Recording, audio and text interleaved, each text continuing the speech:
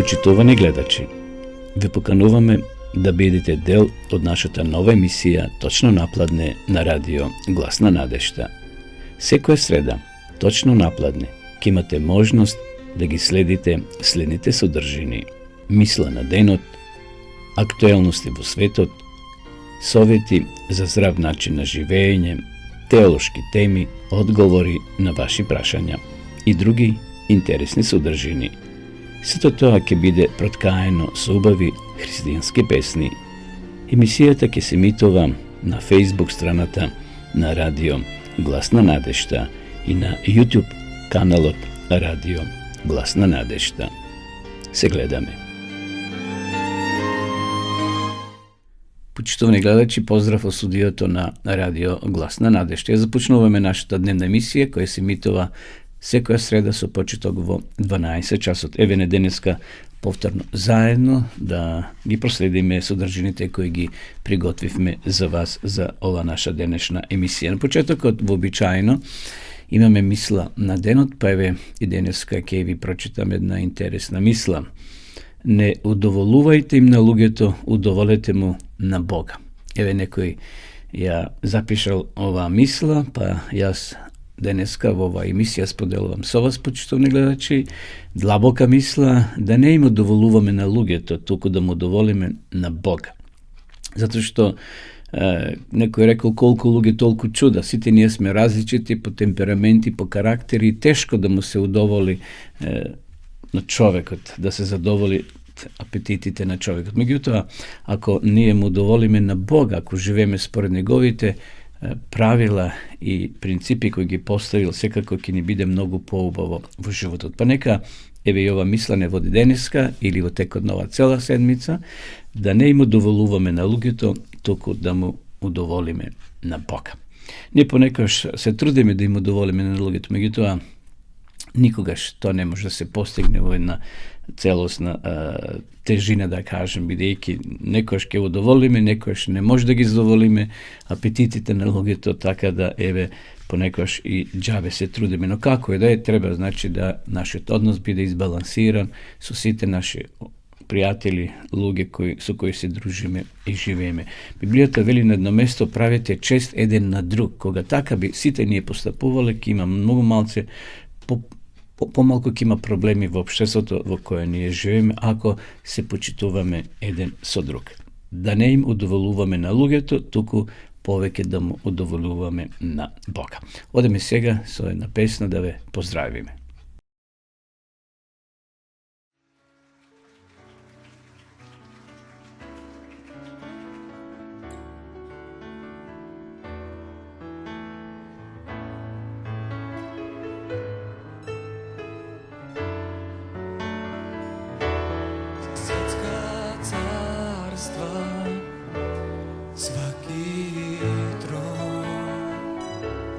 Све што живи, што е икад живело, сва богатства, лепоте земји све, ништа су наспрам Твоје лепоте. Сва мудрост света, све створено,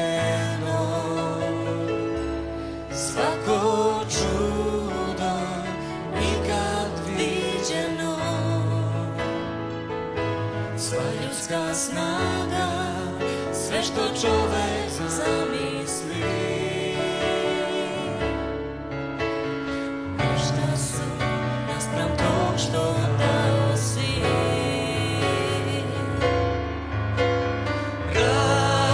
Разапет на крсту прикован,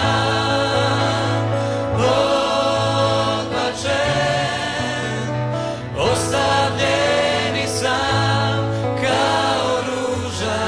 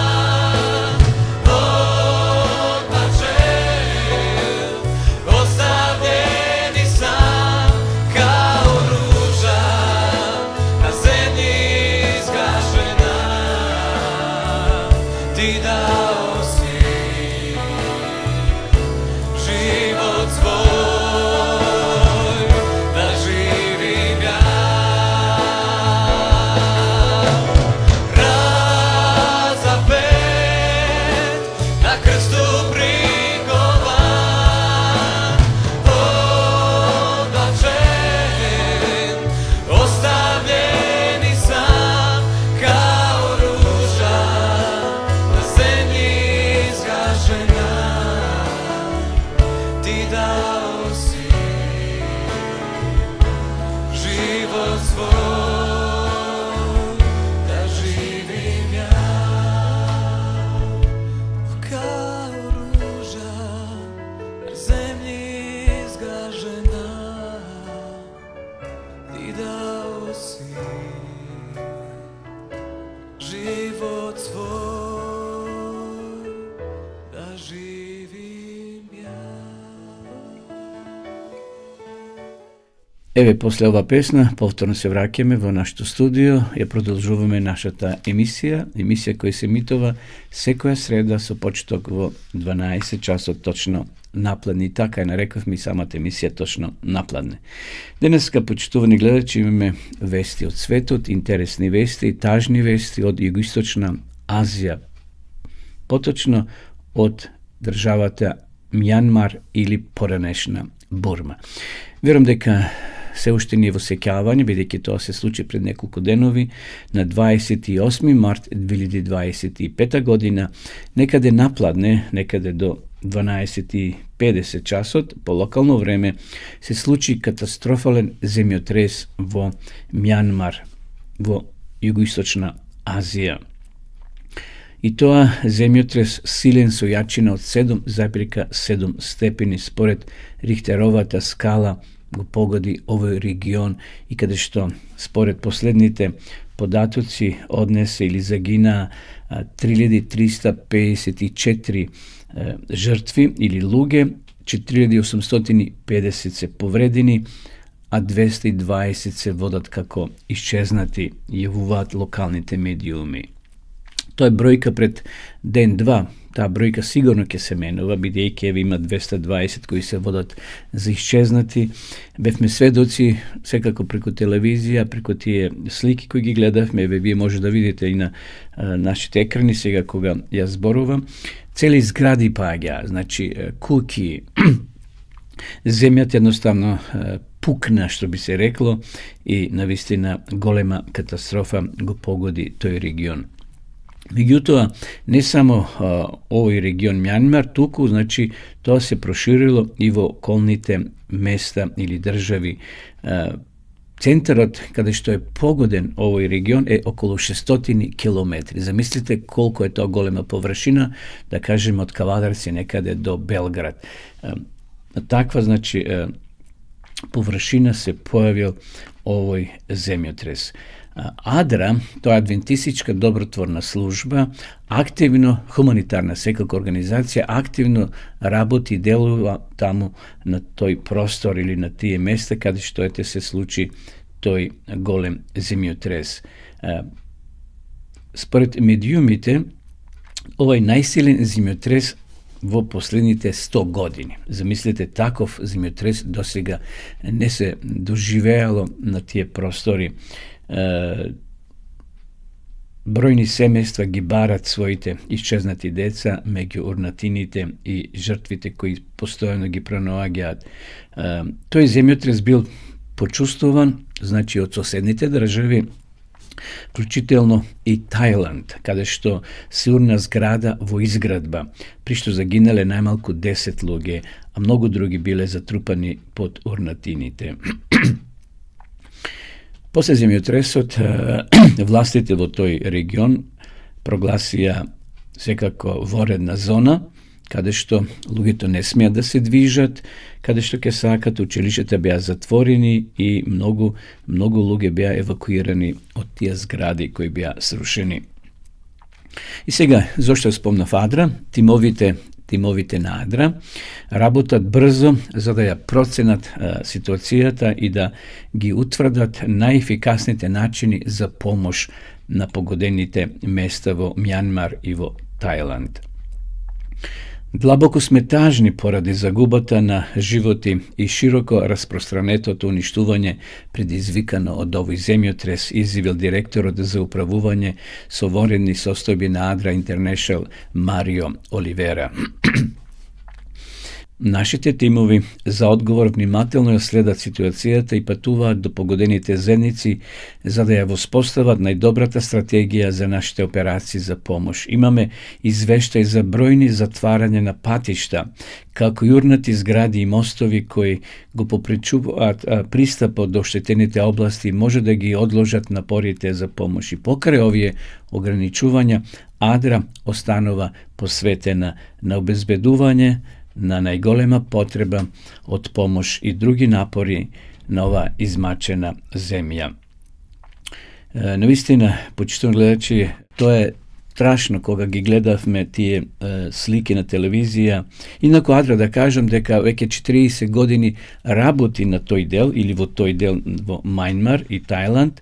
Значи има долготрајна историја и обезбедуваат храна и подршка како одговор на катастрофите за време на природните тие непогоди кои се случуваат во целиот свет, па еве сега и во ова подрачје. Глобалната хуманитарна агенција, значи Адра, соработува со локалната адвентистичка црква и здравствени одделенија на 7-миот ден во овие региони за да им помогне на ранливите заедници. Значи Адра е интернационална хуманитарна адвентистичка организација, ја има во цел свет, па ете ја има и во Македонија, која помага на многу напатени луѓе за Нова година дели новогодишни пакетчиња од децата од Германија кои ги праќаат за децата во Македонија, обезбедува и други хуманитарни пакети, вработува и луѓе кои што се грижат за стари лица, неподвижни лица, така да Адра делува еве и во Македонија. Водачите на Адра ги охрабруваат сите да помогнат да ги олеснат тие тешкоти колку е можно на луѓето на тие заедници кои се погодени од земјотрес со поддршка на напорите за етни случаеви на Адра. Значи, еве да тука го закружиме ова известување, значи Адвентистичката агенција за развој и помош е меѓународна хуманитарна организација на 7-миот ден која служи повеќе од 120 земји во светот. Неговата работа, значи низината работа на Адра е да ги менува животите на луѓето на подобро колку е можно и да обезбедува одржлив развој на заедницата и помош при катастрофи. Целта на Адра е, почитувани гледачи, да им служи на човештвото, на луѓето, значи за да живеат еден подобар живот и секако да ги насочат кон Бога. Во Бога е утехат и надежда. Овде гледаме дека преку 3000, рековме, и 350 луѓе загинале. Тоа се големи катастрофи. Погодени се многу семејства. Инаку, Мјанмар е сиромашна земја. Таму, значи, владее таа војна хунта, се ден денес водат војни, меѓуплеменски војни, така да иако сиромашна, се уште водат војни, наместо да тие средства ги насочат кон изградба на подобро општество за живење, еве сега се погодени и од земјотрес. Инаку таа држава е затворена политички, значи не е демократска и тешко се пробиваат хуманитарните организации да дојдат да помогнат и така натаму. Како и да е, да се молиме за жртвите, односно за тие кои останале живи, повредени, да полесно ги пребродат тие тешкоти и да може да се зацелат раните, иако тоа ќе биде долгорочно. Значи, 28. март 2025 година, ова подрачје, поранешна Бурма или Мјанмар, го погоди страшен, силен земјотрес, каде што страда многу илјадници луѓе, а конечна бројка кој зна каква ќе биде кога се тоа ќе се очисти, кога се, значи, ќе се пребаруваат сите тие згради кои се срушени и колку луѓе ќе бидат повредени и починати, тоа ќе биде навистина страшна голема бројка. Еве тоа беа информациите, односно вестите од светот од земјотресот кој се случи во Мјанмар на 28. март 2025 година. Одеме сега повторно со песна.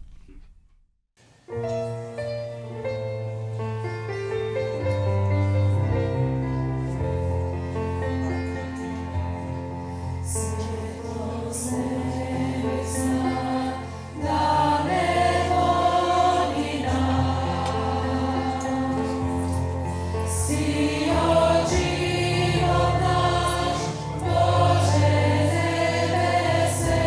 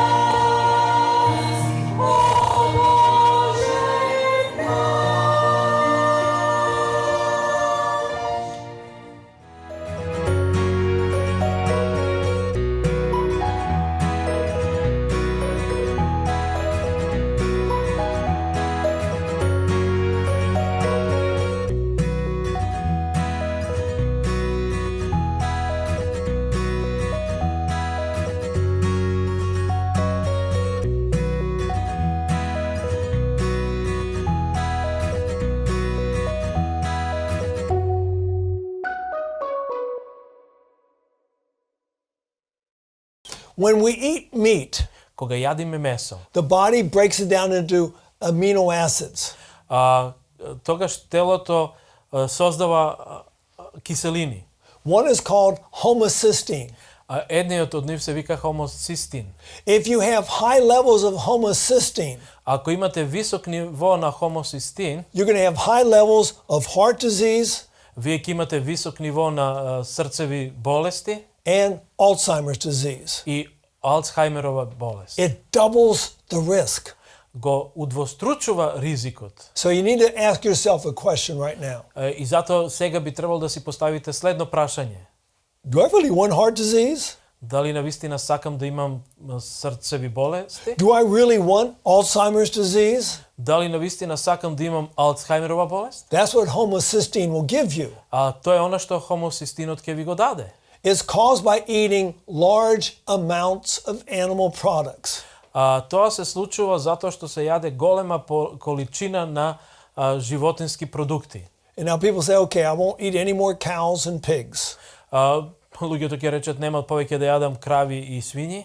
Well, fish are a part of the animal kingdom. И рибите припаѓаат во животинското царство. Matter of fact, in some areas they're even worse. В суштина, во некои ситуации дури и полошо. High protein diets, Високопротеински исхрана, not many fruits and vegetables. а не многу овошје и зеленчук. For every 10% rise in homocysteine, На секој 10 повишување на хомоцистинот проценти, you will get a 10% rise in heart disease. Вие ќе добиете 10% на зголемување на срцеви заболувања. You don't want that. Вие тоа не го сакате. Okay? I used to eat meat, Јас некогаш сум јадел месо and I loved it, и го сакав. especially grilled over the fire. Посебно она кое што е печено на роштилј. But comparing meat eaters with vegetarians, Али споредувајќи ги оние кои што јадат месо и вегетаријанците, it much higher rates of Alzheimer's and Parkinson's disease in the meat eaters. Се гледа дека е удвостручената стопата на Алцхаймеровата и на Паркинсоновата болест кај оние кои што јадат месо. And I don't want those diseases. Али јас не ги сакам тие болести. And it's not because you're old that you get them. Не е затоа што сте постари па треба да ги имате, It's the food that you're eating. Тоа е у суштина храната која што ја јадете. And they did a study in Finland. Има направена една студија во Финска, Overweight and obesity. гојазноста и предебелината. They looked at 1,500 people in their older years. Во подминати години тие гледале 1500 луѓе Who had been obese when they were in their middle years. кои што биле подебели во своите средни години. 2 times more likely to develop dementia. Имаат 2 пати повеќе можност да развијат деменција. Dementia is a terrible curse in our world today. Деменцијата е лоша проклество во нашиот свет денес. And for the most part, it's something we are choosing because of the things that we are chewing. Тоа е затоа што го избираме поради она што го џвакаме. Now, there's been a large study been going on for many, many years. Има едно големо истражување кое што е правено со многу години. The most famous study in the world. Еден од најпознатите истражувања во светот. It's called the Adventist Health Study. Тоа е адвентистичкиот здравствено студирање. Now, why are they looking at these Adventist people? Зашто тие гледале во адвентистите? And I'm one of them. I'm a part of the study. Јас сум еден од тие кои што учествувал во ова студирање. Because for the most part, we live a different lifestyle. Затоа што ние живееме со еден друг животен стил. So they're looking at the lifestyle compared to, as it relates to chronic disease, dying from chronic diseases. Тие го гледале животниот стил во однос на оние кои што умирале од хронични болести. So they looked first at the average public person, average citizen. тие гледале во просек на жителите. They're looking just diet here. Тие гледале исхраната. So they had a relative risk of 1 of dying of a chronic disease. Во една особа која што може да умре од хронична болест. Then they compared it to Adventists. И тие го споредиле тоа со адвентистите. Now, it doesn't matter whether you're an Adventist or not for this study. Не е важно дали сте вие адвентисти или не за ова истражување. They were just looking at diet. Тие само гледале во исхраната. You follow the diet, Вие следите таа исхрана, you'll get the benefits. вие добивате добробит од неа. But interesting, Али интересно е. some Adventists eat just like these people. Некои од адвентистите јадат како и овие други луѓе. I grew up like that. Јас сум одраснал така. But even with the same diet, Али дури и со истата исхрана, 44% less mortality from chronic diseases. 44% помалце смртност од хронични болести. Okay? Well, I'm no longer a eat anything person. Јадење на се на некои од тие личности. Then there are the lacto-ovo vegetarians. А тука ги имате лакто-вегетаријанците. I was that for a while. И тоа сум бил за некое време. All right? They have a 61% less chance of dying of a chronic disease. Тие имаат 61% помала можност да починат од некоја хронична болест. But for the last 35 to 40 years, Али во последните 35 или 40 години, I've been a whole food plant-based vegetarian. јас сум во потполност вегетаријанец. What does the study say my benefit is? Што овие студирања кажуваат, која е мојата корист од тоа? 86 less chance of dying of a chronic disease. 86% помала можност да починам од некоја хронична болест. I like that odd. И јас ова го сакам. I will stay the way I am. И јас ќе останам на она што сум. Now, there may be some young people watching right now. Може би меѓу вас има кои што не гледате млади личности. And the question is, where am I going to get my protein? Али ќе го поставите следното прашање, од каде ќе ги земам моите протеини? Where do I get my big muscles from? Од каде можам да ги градам моите големи мускули? In your lifetime, Во вашиот животен, when do you grow the fastest? кога најбрзо растете? Here's the phases of our life. Ова се фазите од нашиот живот. At what point in here do you grow the fastest? Во кој момент вие растете најбрзо?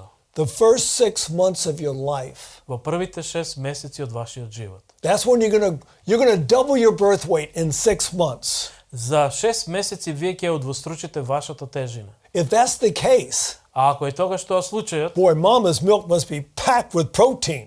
тогаш значи мајчиното млеко е полно со протеини. No, Не, 0.8 to 0.9% protein. само 0,8 до 0,9% е протеин. We don't need to grow so fast. Ние не треба да растеме толку брзо. But now, if you really want to go fast, Али ако навистина сакате да одите брзо, drink rat milk. пијте млеко од ставрци. It's 11 times more concentrated. 11 пати е по-концентрирано. Why? Зошто? From the time a rat is born Од моментот кога ставрецот е роден, to the time it reaches full physical maturity, до моментот кога ќе постигне потполната физичка зрелост, it's 5 months. се само 5 месеци. From the time a child is born, a human child, Кога детето е родено, to the time they reach full physical maturity, да достигне до она потполна физичка зрелост, it's going to be 17 years. потребни се 17 години. If we accelerate that, И ако го забрзаме ова, we accelerate our chances of getting chronic diseases. ја зголемуваме шансата од заболување од хронични болести. We need to slow it down. Ние ова треба да го забавиме. Now, protein is made up of amino acids. Протеините се создадени од аминокиселините. And I'm going to show you, go quickly through some of the foods and how much amino acids they have. Само на брзина ќе поминам низ некоја храна која што покажува колку аминокиселини имаме. These are essential amino acids. Ова се есенцијалните аминокиселини. It means the body can't make them. тоа значи дека нашето тело не може да ги произведе. Got to get them from outside. Мора да ги земеме од надвор. Sweet potatoes, Сладкиот компир plenty of essentials. има многу основа. Okay. Во ред? Brown rice, Жолтиот или органскиот ориз plenty. има мноштво.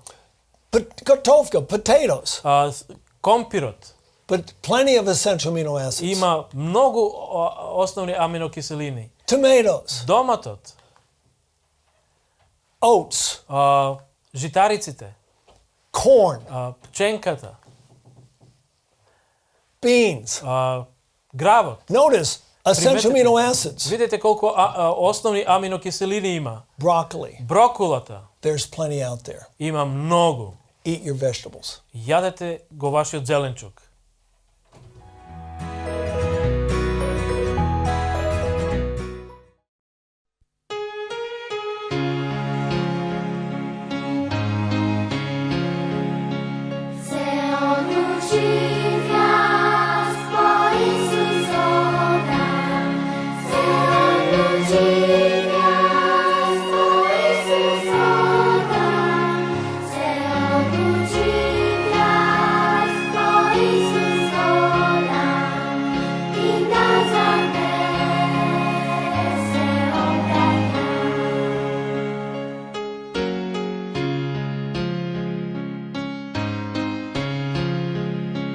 Пред мене Исус, зад мене светот.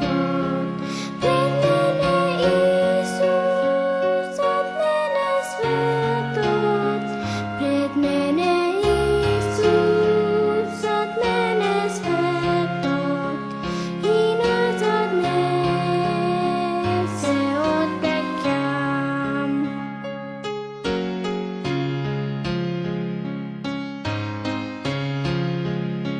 Земли го цел свет, дај ми го Исус. Земли го цел свет, дај ми го Исус. Земли го цел свет, дај ми го Исус. И назад не се обраќам.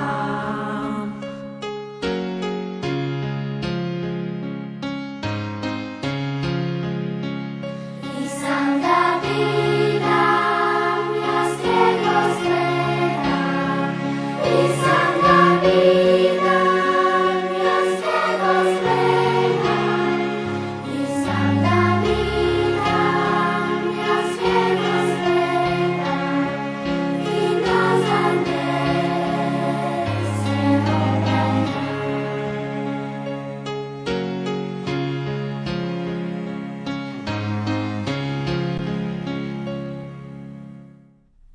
После ова песна, почитувани гледачи, се враќаме повторно во студио. Ја следите емисијата точно напладне. Емисија која се емитува секоја среда со почеток во 12 часот. Ова емисија се снима и ќе може да ја видите на нашиот YouTube канал Радио Гласна надежда и на Facebook страната Радио Гласна надежда. Поздрав до сите вас кои во меѓувреме се вклучивте и ја следите ова наша денешна емисија. Следи рубриката Кратка тема, теолошка. Па ве, ова тема ќе ја поделам на 2-3 дела, така да ќе можеме во наредните емисии да ја следиме. Насловот на ова тема е Откритија иднината. Сигурно сме се прашале зошто сме овде. Еве што рекла една жена неодамна, изгледа како случајно да сме поставени тука. А како никој и да не знае зошто. Иако, можеби невешто искажени зборови на оваа жена кажуваат многу работи. Никој од нас, почитувани гледачи, не барал да се роди овде во Македонија. Можеби некој би посакал да се роди во Австралија, во Америка или во некоја друга богата земја. Меѓутоа, сепак, секој од нас, како што кажува таа жена, што ја цитирав, е случајно поставен овде на овие простори, но кој понекогаш не се прашува зошто, а особено кога животот ќе стане тежок. Значи, ако ни е убаво, ајде некако живееме. Меѓутоа, кога ќе наидат проблеми, искушенија, болести, се прашуваме зошто Боже Зошто сум се родил? Зошто живеам токму нови простори? Зошто толку долг пат треба да поминам за нешто да доживеам добро или позитивно? Пишувајќи пред 2400 години за човековата судбина, еден стар Грк рекол дека секому од нас би му било подобро никогаш да не се родил. А писателот Алберт Ками напишал во минатиот век следново: постои само еден сериозен филозофски проблем, а тоа е самоубиството. Самоубиство, некој ќе се праша, зошто луѓето посегнуваат по својот живот? Зошто се случуваат многу самоубиства на ова земја? Да, затоа што со оглед на сета трагика на човековото постоење се поставува претежното, односно преважното прашање дали животот има смисла или нема. И затоа некои посегнуваат по својот живот да го прекратат. Плачев кога се родив, пишува англискиот писател и говорник Џорџ Хеберт, и секој ден гледам зошто. Наистина, кога ќе се роди човекот, детето почнува најпрвен да плаче, заплачува и да проработат, што би се рекли, диафрагмата, срцето и сите тие витални органи кај бебето. Меѓутоа, овој човек вели, сега гледам зошто детето плаче. До ден денес ние и како возрастни се уште плачеме. Едно момче кој само што се оженил, послушайте сега ова порака, почитувани гледачи, значи момче што току се оженил. Ја преживел атомската експлозија во Хирошима во 1945 година. Меѓутоа, неговата сопруга настрадала.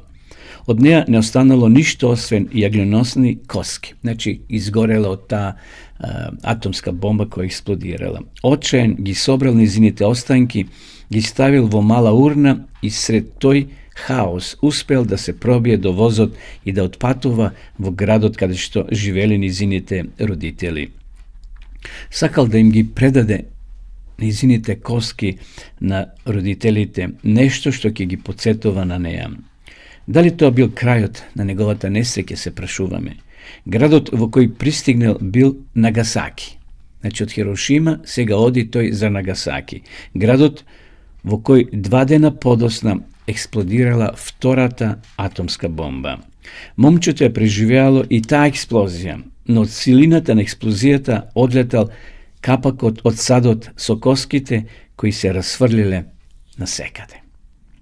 Вџашен, исплашен, тој извикал: толкав пат да завршат коските, кој знае каде, зошто сето тоа?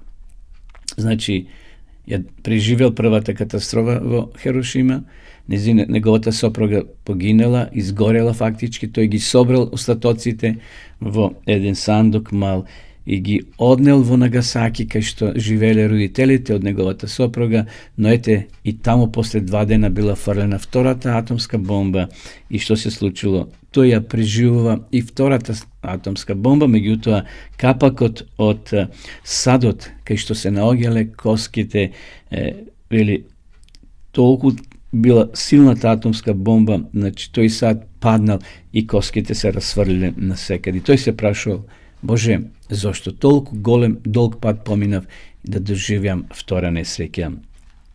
Ние брзаме, почитувани гледачи, се бориме, страдаме, одиме.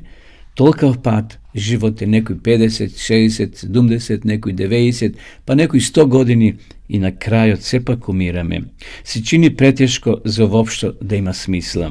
Не е ни чудо што се бориме со тешки прашања кои пекаат за одговор, кои тешко понекогаш ги наоѓаме во книгите кои постојат на ова земја. Меѓутоа, постои сепак една книга наречена Библија, кој ни дава соодветен одговор и точен одговор зошто се тоа се случува. Но сепак да поставиме прашање зошто постоиме, од каде сме, на што можеме да се надеваме, зошто ни се случуваат такви работи овде на ова земја. Каде води сето тоа? Која е целта на нашиот живот ако сме само во неволја и во проблеми? Зошто толку болки и страдања? Каква е смислата на се кога смртта и онака го има последниот збор? Мудриот Соломон, древен еврејски цар, еден од писателите на Библијата, еве што пишува: и се обзрнав да погледнав на сите мои дела, што ги беа извршиле моите раце, и на трудот со кој се бев трудел, извршувајќи ги ете, се беше суета и мака за духот и немаше од нив полза на земјата. Книга Проповедникова 2.11. Царот Соломон, почитувани гледачи, имал се. Имал пари, имал слава, имал мог, сјај, популарност, се што можел да понуди овој свет. Тој постигнал повеќе што може да постигнат повеќето луѓе за 5 животи. Сепак кога му настапиле последните денови, тој сето тоа го сметал за подеднакво бесмислено како трчање по ветар. Така остануваме соочени со следниви дилеми. Ние сме суштество кои копнеат по одговори, а живееме во свет кој не ни ги пружа тие одговори така лесно.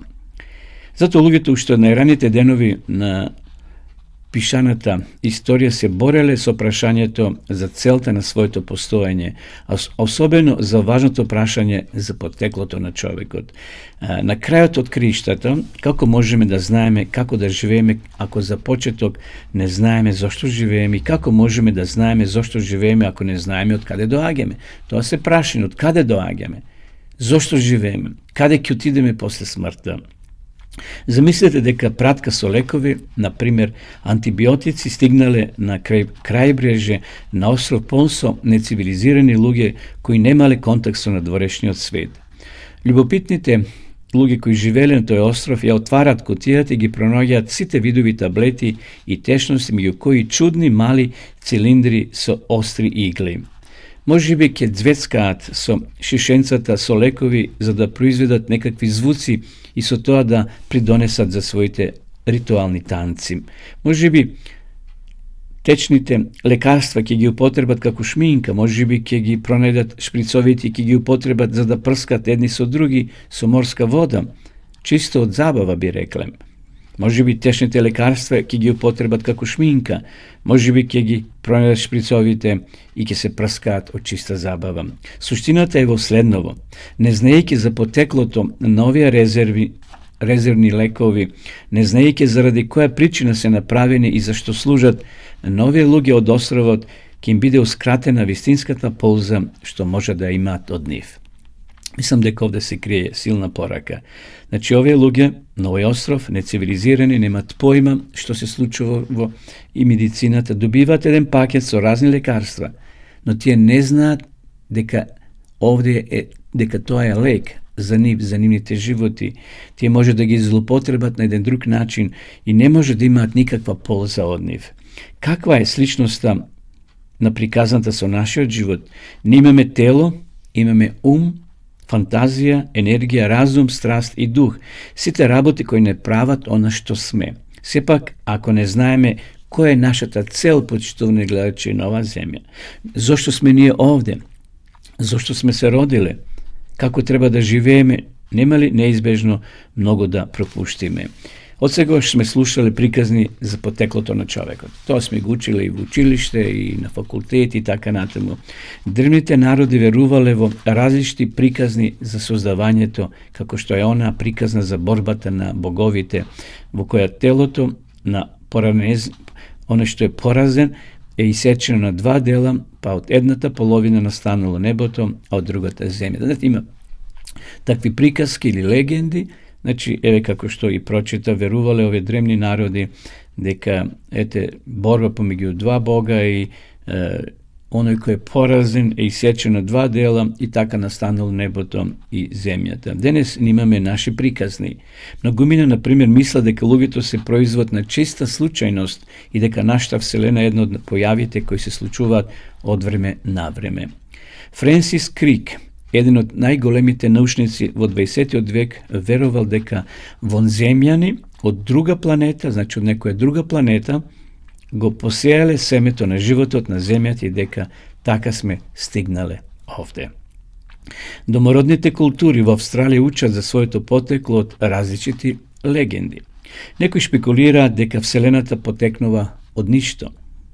Изгледа невозможно нешто да настане од ништо, забележал еден писател, но фактот дека некогаш немало ништо, а сега постои Вселената, очигледно докажува дека тоа е можно. Што е да веруваме за потеклото на човекот, секако е многу важно да се постави прашањето од каде потекнуваме.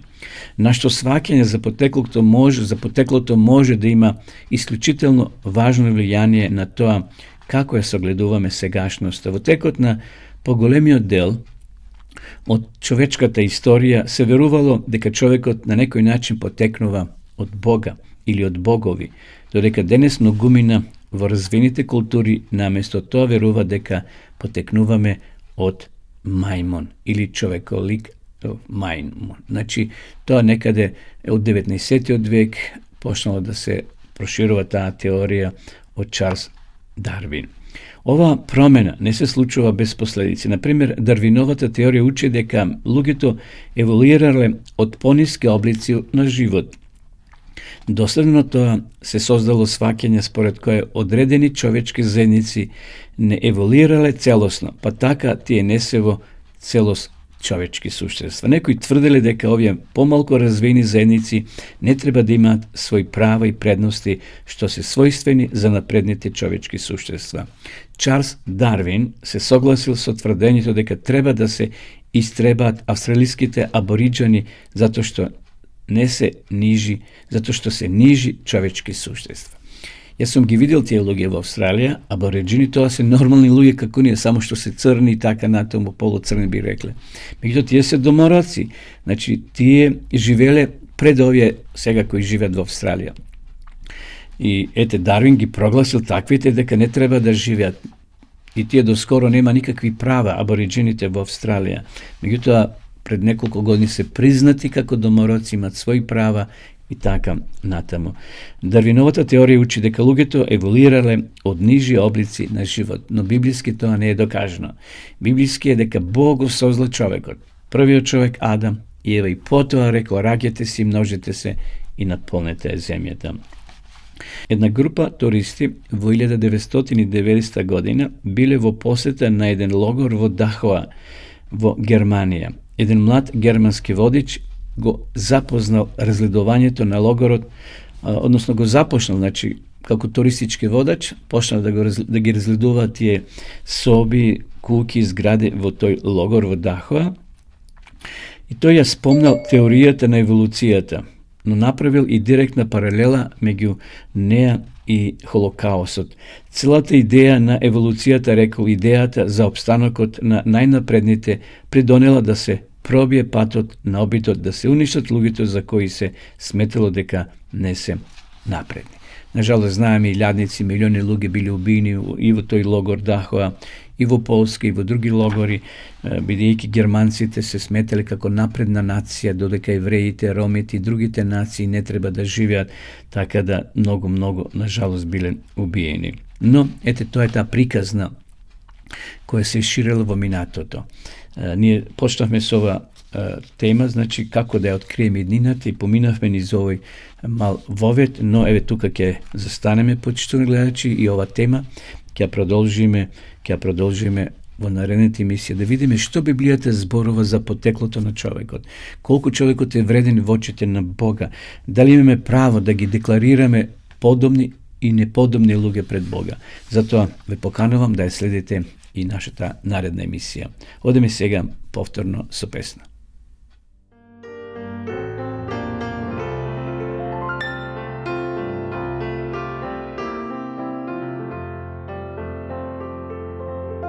Ne plašim se, jer Bog me vodi moj, i zato mirno krst ja nosim svoj. A ljubav Božja tešitelj je moj, u svakoj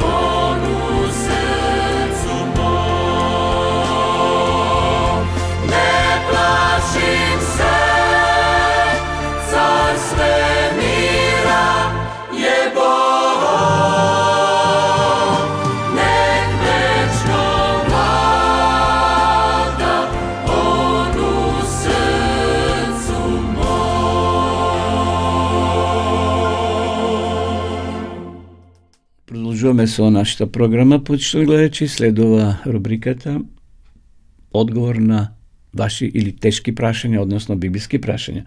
Одговор на ваши прашања. Прашањето гласи: кои биле садукеите и фарисеите? Кога го читате Новиот Завет, ќе се сретнете со овие две групи на луѓе.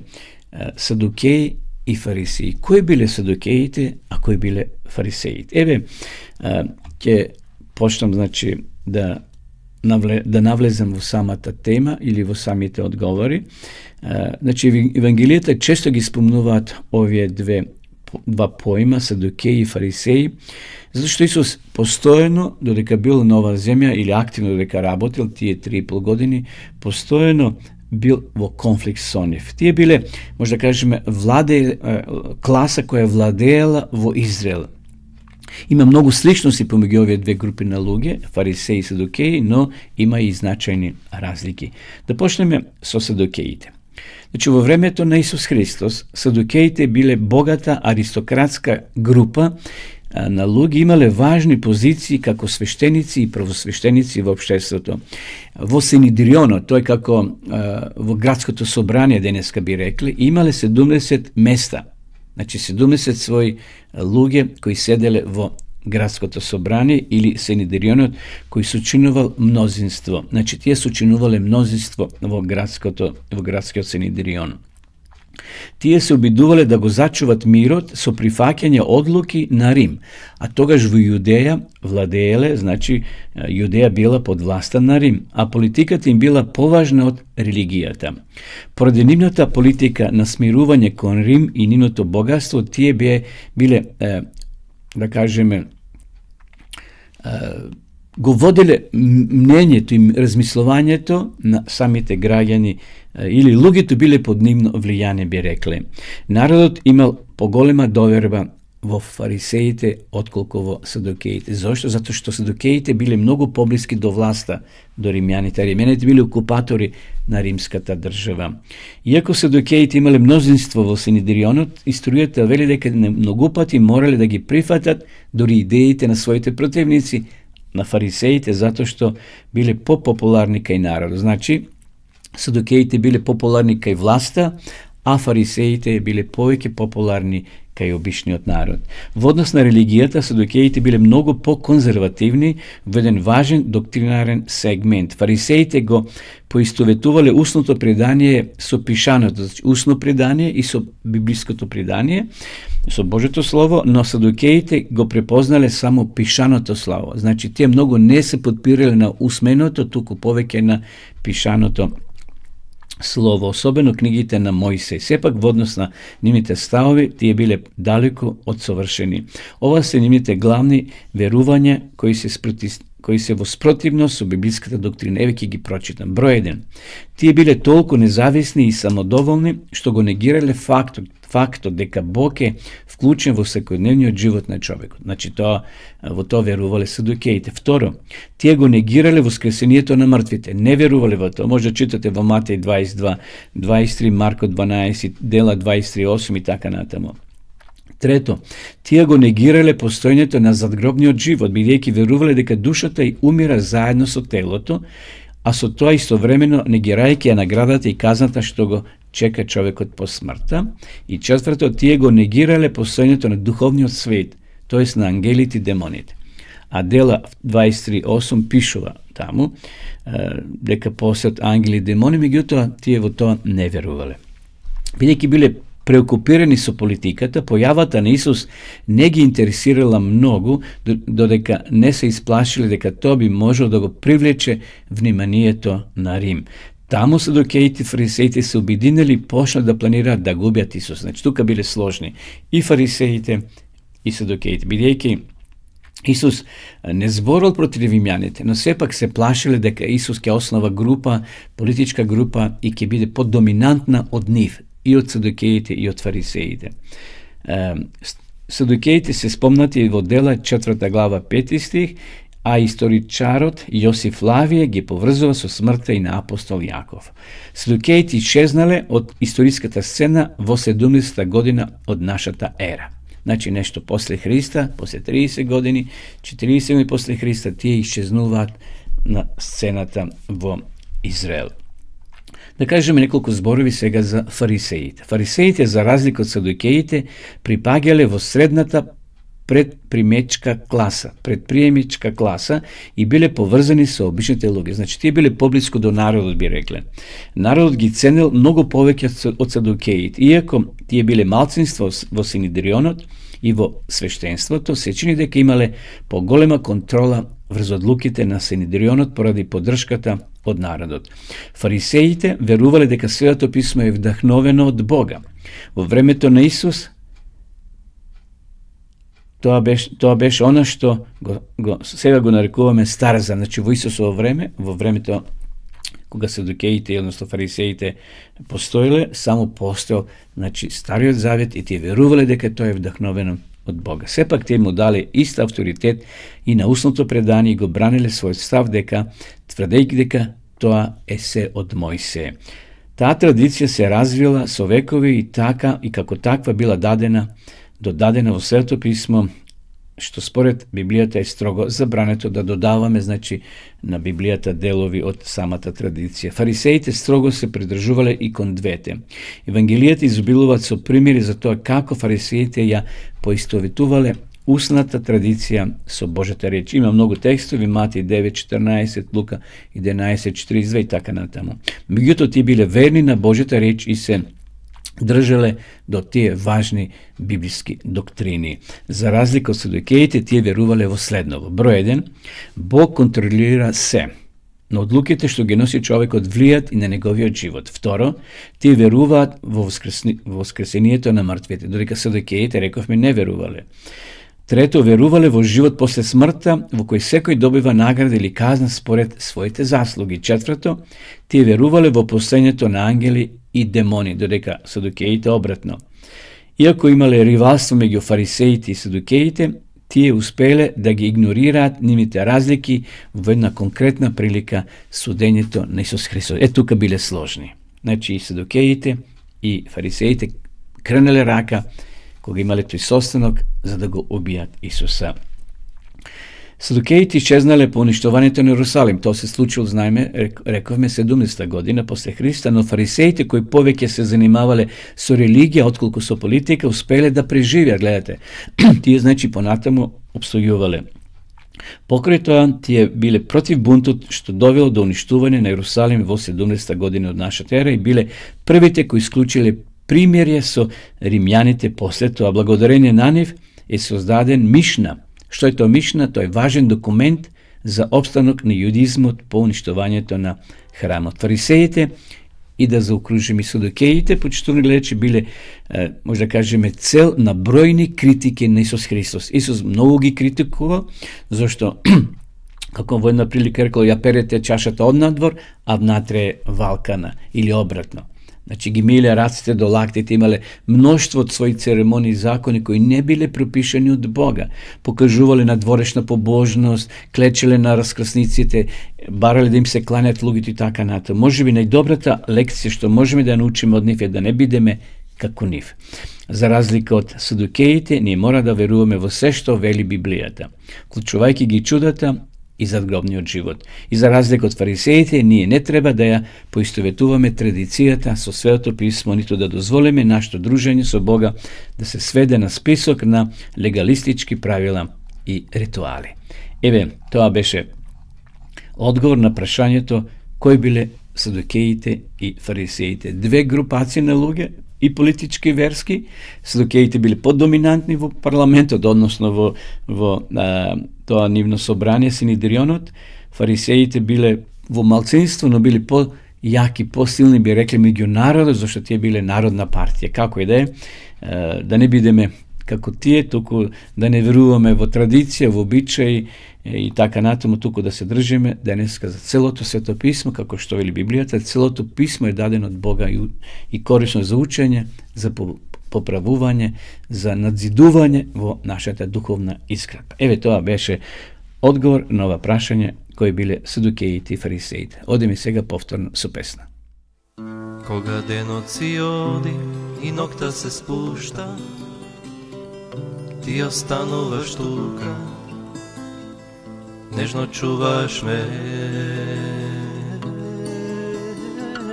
Постела кога легнам и безгрижно сонам, и в сонот брода ти тука си.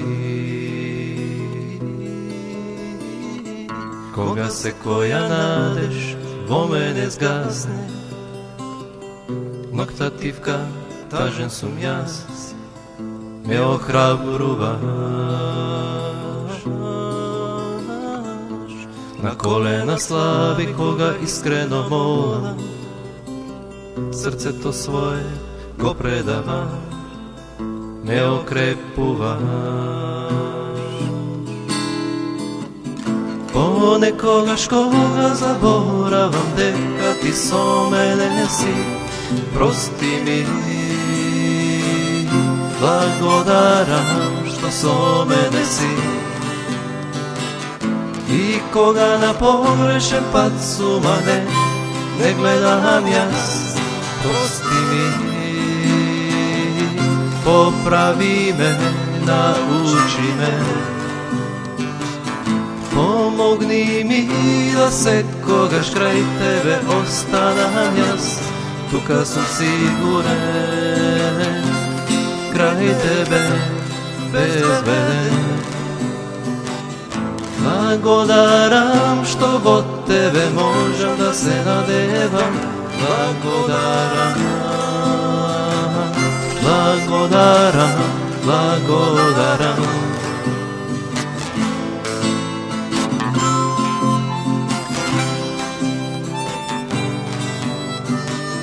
Понекогаш кога заборавам дека ти со мене си, прости ми, благодарам што со мене си. И кога на погрешен пат сума не гледам јас, прости ми, поправи ме, научи ме. Помогни ми да секогаш крај тебе останам јас, тука сум сигурен, крај тебе безбеден. Благодарам што во тебе можам да се надевам, благодарам, благодарам, благодарам што крај мене си.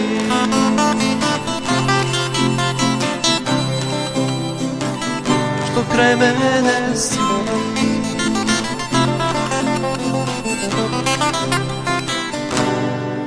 Што крај мене си. Почитувани гледачи, еве дојдовме до крајот скоро на ова наша денешна емисија, точно напладне, која се емитува секоја среда со почеток во 12 часот. И денеска сакам, почитувани гледачи, да ви ја покажам ова книга. Всушност ова е Новиот Завет. Значи, вонредно издание би рекло, многу убав превод. Тоа е, значи, издание на Новиот Завет, кој што е поддржан од Источноевропската мисија, е бесплатен примерок и не е наменето за продажба. Сите ви кои сакате, че може да ја добиете ова книга, Новиот Завет, бесплатно, праќаме по пошта, ќе ја видите нашата адреса, пишете ни, јавите се, а ние ќе ви ја испратиме на ваша домашна адреса.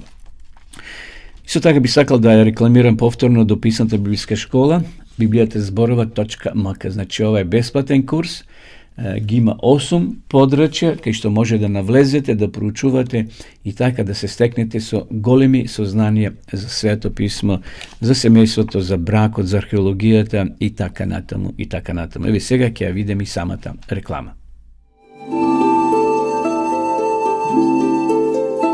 Почитувани пријатели, доколку сакате да ја изучувате Библијата, имате изворедна прилика тоа да го сторите преку онлайн веб страницата на Библијата зборува. Оваа веб страница е креирана за да ви обезбеди сеопфатно, организирано и темелно проучување на Библијата. Курсевите се бесплатни и без обврски. Можете да го следите во кое било време, тогаш кога вам ви одговора. На располагање ги имате следниве курсеви: библиска археологија, библиски пророштва за верата и верувањето, библиски совети за здравјето, библиски совети за бракот и семејството. Запознајте ја Библијата, Светото писмо на Стариот и Новиот Завет преку курсевите на интернет или во печатена форма.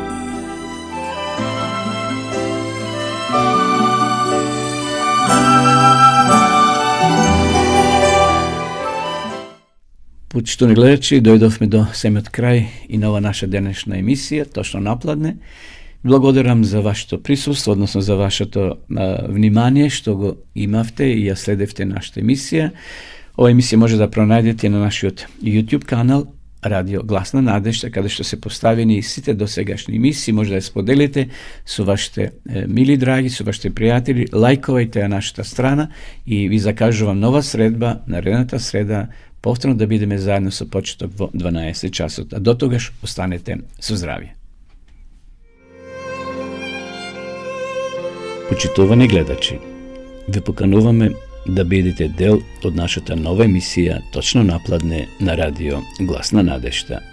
Секоја среда, точно напладне, ќе имате можност да ги следите следните содржини: мисла на денот, актуелности во светот, совети за здрав начин на живење, теолошки теми, одговори на ваши прашања и други интересни содржини. Сето тоа ќе биде проткаено со убави христијански песни.